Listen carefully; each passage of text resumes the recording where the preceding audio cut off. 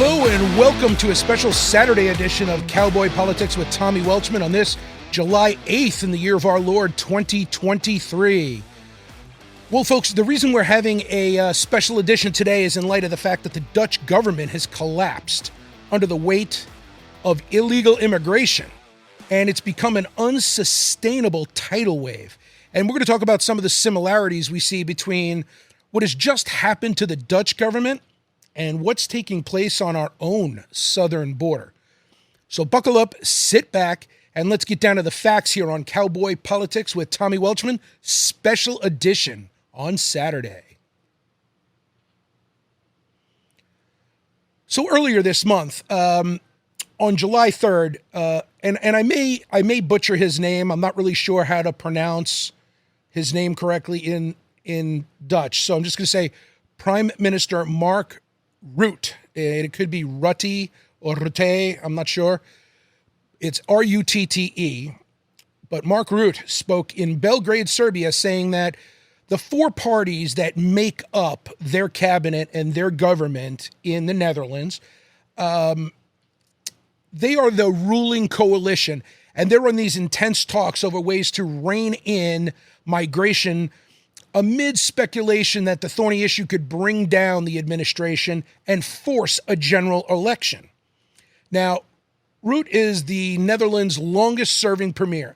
So, my friends, this is not his first rodeo in terms of conflict between the four parties in Denmark.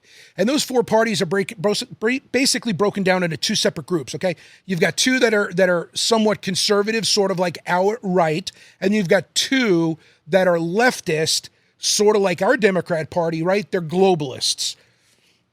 So, of course, their view is wrong. It's just wrong. So anyway, and by the way, guys, let me preface with this too. These reports and this information is still a developing story.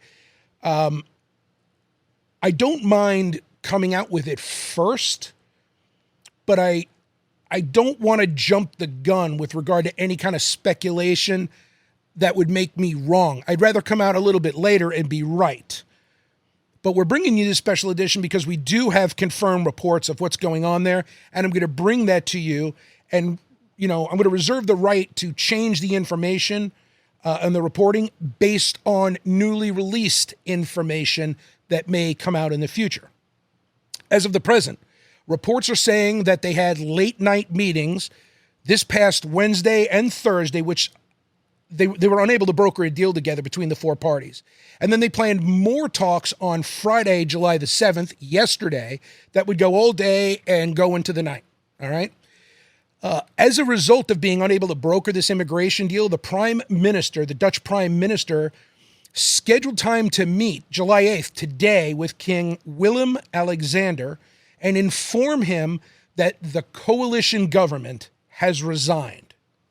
So, basically, the cabinet, as I understand what I've read here, the entire cabinet has resigned, okay?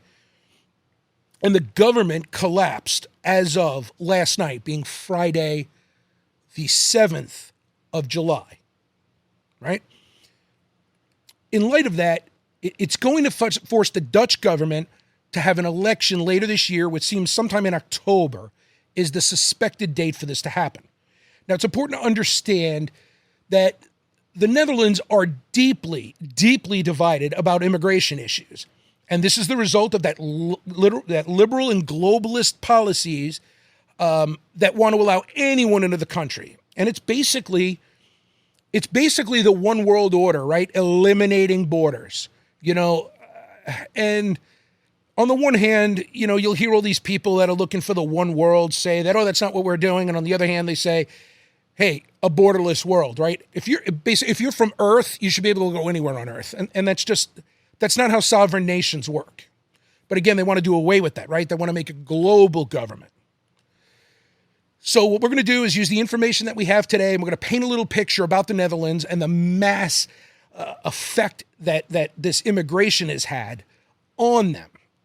So first of all, to better understand this, we got to understand the Netherlands. So let's just Let's get some basic information out of the way so contextually this will make sense to you, all right? The Netherlands is only 13,000 square miles, all right? And they have a population just over 17,248,000 people.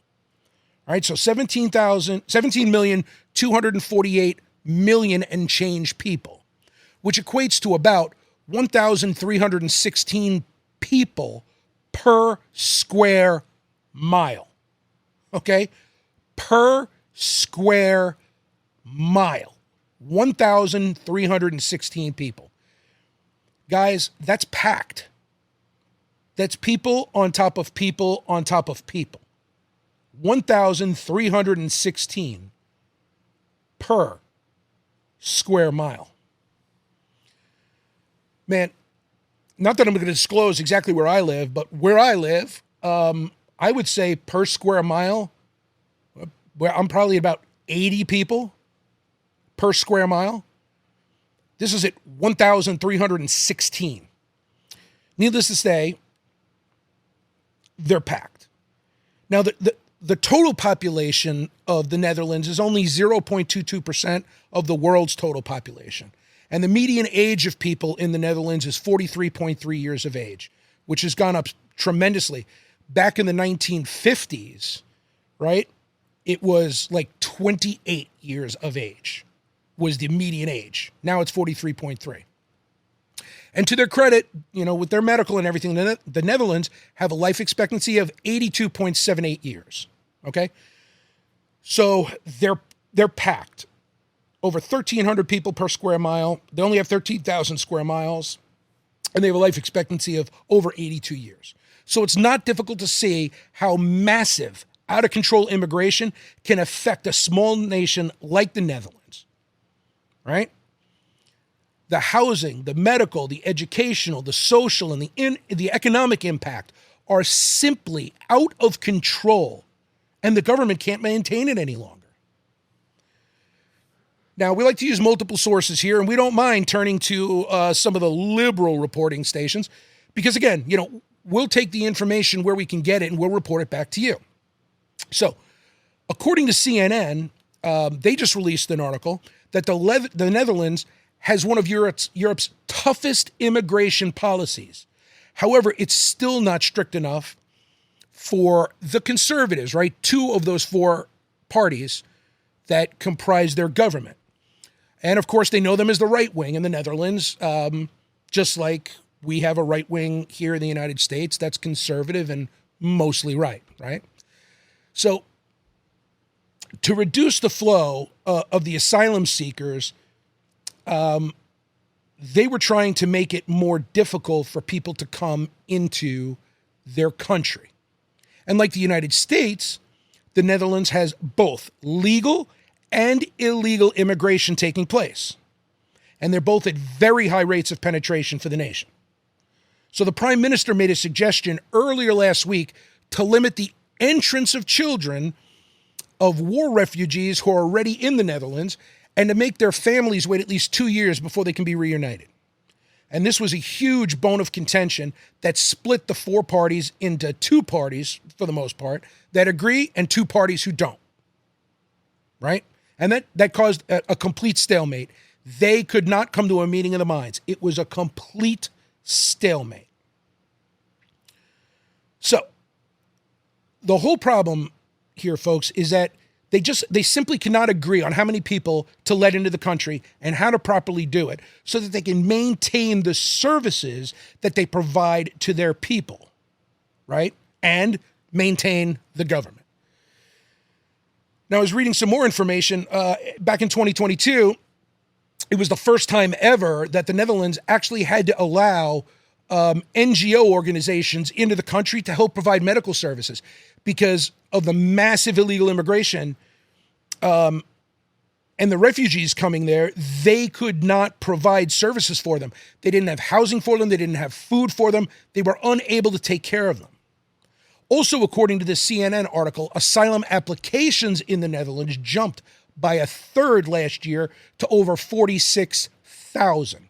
And the government has projected that they can increase to more than 70,000 in 2023. Okay, so 2022, 46,000, and they're on track in 2023 for 70,000. It's just shy of doubling. This volume of people is putting a strain on the country's asylum facilities, and they're completely unable to maintain them. That is a massive amount of immigration. So they're experiencing this huge problem of trying to house these people. And the CNN article, it also mentions that some of these immigrants, whether legal or illegal, they have to brave the weather conditions and sleep outside because there's just not enough room in shelters. And they're unable, as I said, to provide the medical care and the food to them. In short, my friends and patriots, this is an absolute disaster for the Netherlands and the Dutch government. They have reached an unsustainable volume of people crossing their borders, and they can no longer sustain that volume of people.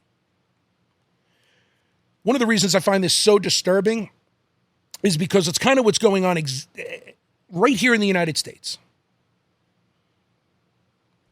So we obtained a report from FAIR, F-A-I-R, right? FAIR, the Federation for American Immigration Reform. The Biden administration has attempted to conceal the reality of a historic crisis they created by releasing in fiscal year 2022 border numbers, hoping in vain that no one would notice the massive amount of illegal immigration we have. Now, the numbers we have, they date back to the very end of 2022. And during that year, some 2.7 million migrants illegally entered who were otherwise inadmissible at a point of entry into the United States. The Federation for American Immigration Reform says that this brings the total number of illegal immigration under President Biden alone during his term to a whopping 5.5 million people. 5.5 million people under the Biden administration alone. These record-breaking numbers are a direct consequence of open border policies implemented by Homeland Security under the leadership of Secretary Alejandro Mayorkas. And of course, the person who appointed him, Joe Biden, right? Folks, this is a deliberate sabotage of our nation's immigration laws. And as we all know, the Democrats are working tirelessly to bring in more Democrat voters. Now, some can just hem and haw and say, oh, they're not using, replacement, trying to get replacement voters in. This is complete nonsense. Replacement theory isn't being implemented, and it's good that it is. Look, yes, they are. They are using replacement theory. Basically, the entire Biden administration has deliberately and intentionally broken virtually every law we have concerning legal migration. So there's a real good chance that over time, we're going to go down the same road as the Dutch. Now, it may vary a little bit in terms of the fact that I don't think our entire House of Representatives or our Senate, we're not going to lose our entire Congress with a mass resignation of everybody because they can't agree. That's not going to happen in America. But we are at a stalemate, and we are at a point where it's becoming unsustainable. We already know that we have far too many people coming over the southern border. We already know that the Democrats are trying to replace voters by allowing this massive immigration. And we already know that this many people crossing our border is negatively affecting our economy. And we already know that hundreds of thousands of American workers have lost their jobs to illegal immigrants who've crossed our borders as a result of the Biden administration's negligence and illegal activity concerning immigration. Now, earlier this year on January 20th, an NBC News report stated this: illegal border crossings in December surged to the highest of Biden's presidency. That's a pretty amazing statement coming from NBC. United States authorities stopped migrants 251,487 times along the Mexican border, which is up 40% from the same time a year earlier, Customs and Border Patrol said. So that's right from Customs and Border Control. 40% up, right? Cubans were stopped nearly 43,000 times in December 22, which is up 23% from November, a month earlier, and more than quintuple the same year, right? A year earlier, Nicaraguans were stopped more than 35,000 times, which is up 3% from November, and more than double that from December of 2021.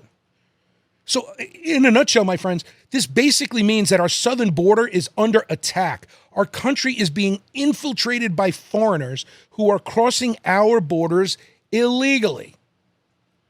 Now, when you combine some of that information with the FAIR report, right, Federation for American Immigration Reform, we read that Border Patrol agents encountered 98 known or suspected terrorists in fiscal year 2022. And in 2021, the number was 15. That's a lot. 98 and 15. So what do we got? 113 terrorists, known terrorists, were stopped.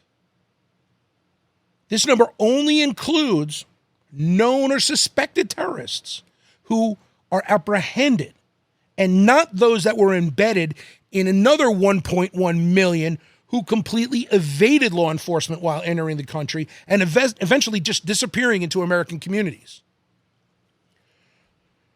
And how's this for illegal drugs, right?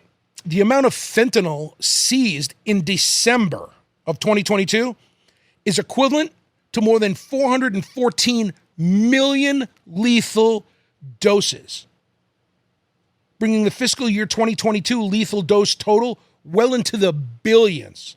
So in other words, guys, let's just get this right. There's 330 some odd million people in the United States. In December of 2022, 414 million lethal doses came in. That's more than one lethal dose per American for every beating heart in this country. All right? More fentanyl crossed the border in November and December of 2022 than in the whole fiscal year of 2019 under President Trump's leadership. So Biden is not doing his job. And Mayorkas is definitely not doing his job.